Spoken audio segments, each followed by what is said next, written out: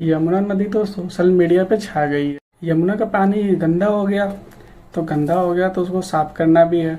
यमुना को लेके सरकार को ढोंग करने की जरूरत नहीं है। सबसे पहले ये जानना है कि यमुना का पानी गंदा क्यों हो रहा है, और सबसे अहम बात कि यमुना का पानी सिर्फ दिल्ली में ही सबसे ज़्यादा गंदा क्यों है। यदि हम उसका रीज़न जान जाएं कि यमुना का पानी दिल्ली में सबसे ज़्यादा गंदा क्यों है, तो जब रीज़न पता चल जाएगा तो उसका सॉल्यूशन भी मिल जाएगा। अभी आज के टाइम में सोशल मीडिया पे यमुना नदी के चर्चे बहुत जोरों शोरों से हो रहे हैं और सरकार ढोंग कर रही है कि हमने यमुना का पानी साफ कर दिया। सरकार ने पहल उठाया यमुना को साफ करने का, ये अच्छी बात है, लेकिन सफाई सिर्फ कहने से नहीं होती है, सफाई करके दिखाने से होती है। पहले तो हम ये जान लेते हैं कि यमुना का पानी आखिर इतना गंदा क्यों है। अगर हमें इसका रीज़न पता चल गया तो हम उसका सोल्यूशन भी निकाल लेंगे। तो सबसे पहला रीज़न ये है कि दिल्ली में जनसंख्या ज़्यादा है, क्योंकि लोग अपने घरों, अपने शहर, अपने राज्य से आते हैं दिल्ली में, अपना बिजनेस करते हैं, अपना कारोबार करते हैं, जॉब करते हैं। मिलाके दिल्ली कई हिंदू वासियों की रोजी रोटी है, तो यहाँ पे काफ़ी मात्रा में लोग रहते हैं। तो जब जहाँ ज़्यादा लोग रहेंगे वहाँ गंदगी भी होगी, पर उसका सॉल्यूशन भी होगा। अब जैसे कि मैं आपको बता दूं कि यमुना नदी का जो पानी है इतना गंदा इसलिए है क्योंकि दिल्ली के जो लोग हैं, जितने भी लोग रहते हैं दिल्ली में, के घरों में जितना पानी यूज होता है वो सारा वेस्ट पानी डायरेक्ट यमुना में जाता है नालों के द्वारा। दूसरा रीज़न ये भी हो सकता है कि जितने भी डिटर्जेंट फैक्ट्रियां हैं, जितने भी डिटर्जेंट लोग यूज़ करते हैं, उसमें केमिकल की मात्रा इतनी अधिक होती है कि जब वो पानी वेस्ट होकर नदियों में मिलता है तो झाग का उत्पन्न बहुत ज़्यादा मात्रा में करता है। एक रीज़न ये भी हो सकता है कि जितनी भी केमिकल वाली फैक्ट्रियां हैं एनसीआर के अंदर, जैसे आपका साहिबाबाद हो गया, नोएडा में भी हैं, काफ़ी इर्द गिर्द जितनी भी फैक्ट्रियां हैं केमिकल वाली, उनके जितने भी वेस्टेज पानी केमिकल वाले जो नालों के द्वारा नदियों में मिलते हैं उस पर भी जांच करनी चाहिए। दिल्ली के गलियों में, नालों में से होता हुआ जितना भी गंदा पानी है वो डायरेक्ट नालों द्वारा सीधा यमुना नदी में आके मिलता है। यमुना नदी गंदी नहीं है, यमुना नदी में आने वाला पानी गंदा है। यदि हम इस चीज़ को समझ गए कि रीज़न क्या है तो हम इस पे काम करके इसका सॉल्यूशन भी निकाल सकते हैं। जैसे कि दिल्ली की गलियों, बारिश के टाइम में जब गलियों से पानी निकलता है सीधा वो नाले में आता है, नालियों द्वारा नालों में आता है, नाला कहाँ जाता है, सीधा यमुना नदी में जाता है।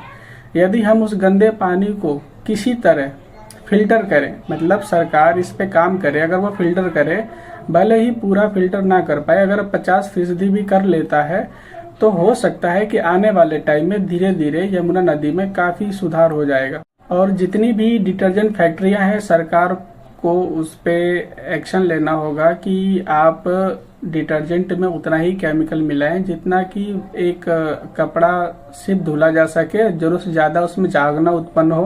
और इस पे एक सख्ती भी होनी चाहिए कि यदि आपका डिटर्जेंट में केमिकल की मात्रा ज़्यादा, उस पर जांच हो, और अगर कंपनी इसके बाद भी नहीं सुनती है तो उसको एक वार्निंग देना है कि आपका प्रोडक्ट मार्केट में सेल नहीं हो पाएगा। दूसरा, जितनी भी फैक्ट्रियां हैं केमिकल वाली आसपास एनसीआर में जितनी भी फैक्ट्रियां हैं, इनके लिए भी एक पॉल्यूशन सर्टिफिकेट होना चाहिए। जैसे हम वाहन चलाते हैं, वाहनों के लिए एक पॉल्यूशन सर्टिफिकेट होता है, अगर वो पॉल्यूशन सर्टिफिकेट नहीं होता है तो हमारा चालान कट जाता है।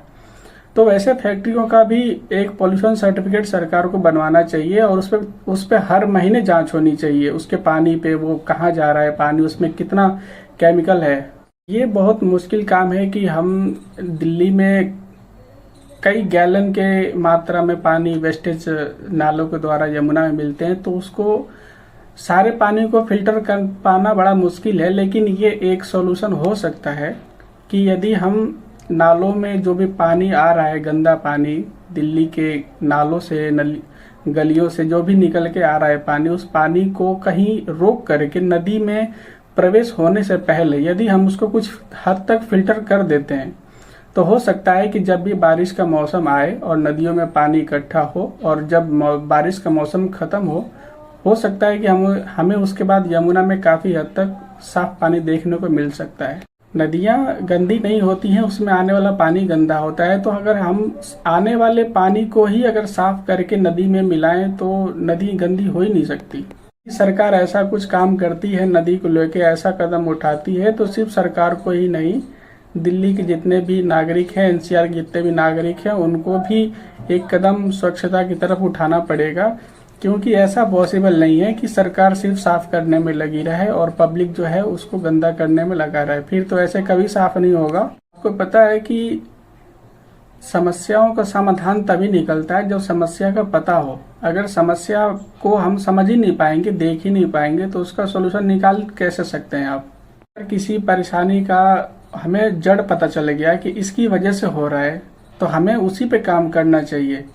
मैं बस यही कहना चाहूँगा भारत सरकार से कि ढोंग करने की ज़रूरत नहीं है। जो भी परेशानियाँ आ रही हैं भारत में, उसके जड़ को पकड़ो और उस जड़ पे काम करो। अपने आप सारे सॉल्यूशन मिल जाएंगे आपको और अब देशवासियों को, सबको। किसी को बुखार है, उसको दस्त की गोली दोगे तो ठीक होगा क्या? छोटा सा लॉजिक है। पहले रीजन जानो, रीजन को पकड़ो, अगर रीजन समझ में आ गया, रीजन पे काम करो, अपने आप सब कुछ ठीक हो जाएगा। कोई भी काम नहीं है जो भारत में नहीं हो सकता है, सब कुछ हो सकता है। आप पहल करके देखिए, इस पे विचार करिए। एक मेरे वीडियो के कहने से नहीं, आप अपने आसपास जितने भी आपके शुभ चिंतक होंगे, आप उनसे इस बात को डिस्कस करिए, समझिए कि क्या ये पॉसिबल हो सकता है। क्योंकि सॉल्यूशन तो यही है। यमुना नदी गंदी नहीं थी, और यमुना नदी अगर गंदी हो रही है तो सिर्फ उसमें आने वाला पानी गंदा है, ना कि यमुना नदी है। तो उस पानी को रोको, गंदे पानी को, यमुना नदी अपने आप साफ हो जाएगी। सिंपल सी बात है, आप समझिए, इस पे विचार करिए और इस पे कार्य करिए। सरकार के पास फंड की कमी नहीं है। यमुना में जो भी गंदे पानी नालों द्वारा आ रहे हैं, आप उसको फिल्टर करिए।